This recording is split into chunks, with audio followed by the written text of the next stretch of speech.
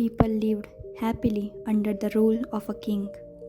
The people of the kingdom were very happy as they led a very prosperous life with an abundance of wealth and no misfortunes.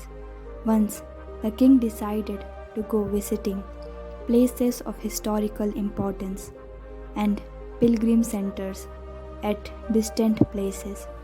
He decided to travel by foot to interact with his people. People of distant places were very happy to have a conversation with their king. They were proud that their king had a kind heart. After several weeks of travel, the king returned to the palace. He was quite happy that he had visited many pilgrim centers and witnessed his people leading a prosperous life. However, he had one regret. He had intolerable pain in his feet as it was his first trip by foot covering a long distance. He complained to his ministers that the roads weren't comfortable and that they were very stony. He could not tolerate the pain. He said that he was very much worried about the people who had to walk along those roads, as it would be painful for them too.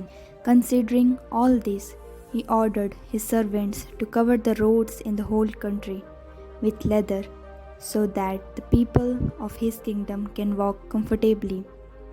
The king's ministers were stunned to hear his order, as it would mean that thousands of animals would have to be slaughtered in order to get sufficient quantity of leather, and it would cost a huge amount of money also.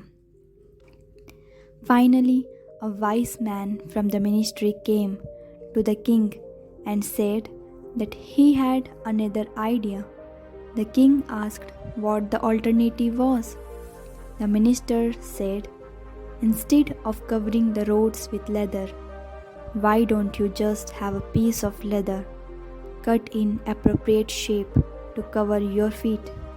The king was very much surprised by his suggestion and applauded the wisdom of the minister. He ordered a pair of leather shoes for himself and requested all the countrymen also to wear the shoes. The moral of the story is, instead of trying to change the world, we should try to change ourselves.